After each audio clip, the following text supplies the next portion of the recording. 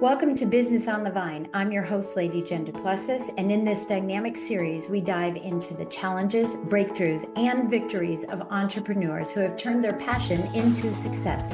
Welcome. Hey there, it's Lady Jen Du Plessis.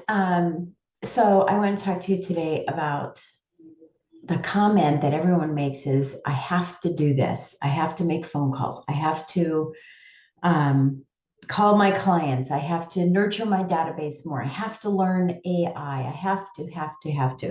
And we all know this. We've all heard it before that the contradiction to that, I should say, is no. You don't get to. You don't have to. You get to, right? I have to clean my house. Well, you get to clean a house because you have one. I have to call my clients. Well, you get to call them because they are your clients and they've paid you money, right? So you get that opportunity.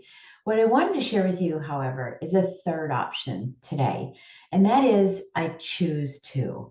I think that have to and get to find and land themselves in the hustle of having a business. The hustle. I have to do this. I get to do this. That's great. But it all lands in the hustle.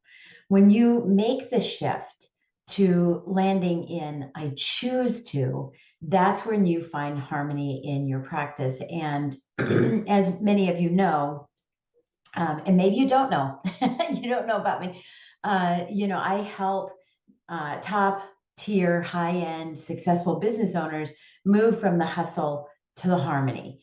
They're very successful, but they feel like they're unsuccessful in their personal lives because they don't have enough time. They're still attached to their business. They're still tethered to that big Titanic of a boat, right? And not that it's going down. They're just attached to it. And so they don't have the freedom that they want to spend time with their family, pursue things that they've always wanted to pursue in their lives. And sometimes that means pursuing another business, another line of business, learning a new language, sleeping in. There's all kinds of things that happen when you move from hustle to harmony. And I want to tell you about a quick story. Tell you a story about a client of mine, Dennis, who I'm just going to say he's a baker. That's not the title that he has. It's not the title that we developed for him. He is much, much more than that, but he has a baking company and he's had it for a really long time. And he was in the hustle. He would take orders, forget orders, bake all the cakes, decorate all the cakes, sometimes deliver the cakes, meet with people. He was just in the hustle, and he had a rotation of clients, and not clients. He had a rotation of employees because no one really understood what their job was because he wanted to do it all. He was just in that constant hustle, and I have to do it. I have to do it. I have to do it. He never realized that he got the opportunity to do it. But once he worked with me, we worked out, his management style, his leadership skills, his systems, and we started hiring team members that could take the orders, team members that could make the cakes, team members that could decorate them too. They were really good at decorating, and certainly someone who could deliver them. There was no need for him to be able to deliver. Don't you love it when you're doing this and you forget to turn this off?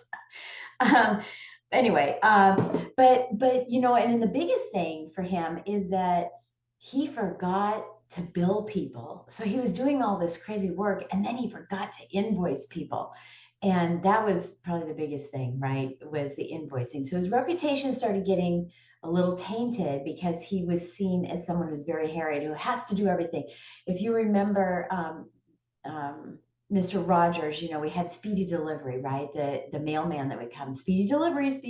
He was always in a mood, moving. And that's exactly what Dennis was doing. So after working with me, however, we started hiring all these people, which is great. And we had some, ups and downs because, he was so excited to hire people. He wasn't really doing the proper way of doing it, but that's okay. That's part of the process.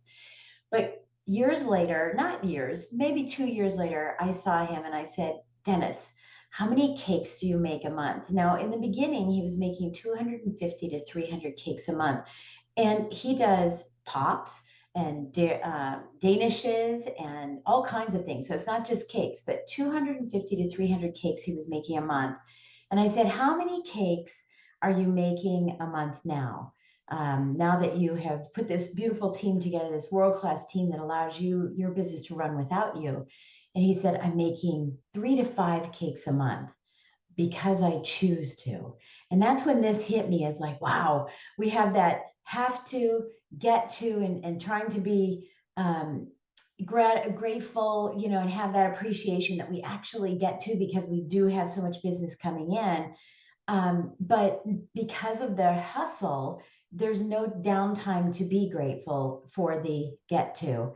It's only until you can separate yourself from the minutia and the daily grind of your business that you have the opportunity to realize that you get to choose whether you're going to tap back into your business and do that thing that you loved in the beginning, whether you're going to step away from your business and let others do that because you've created, that mechanism for your business to run smoothly by itself. So let's talk about have to, get to, and choose to.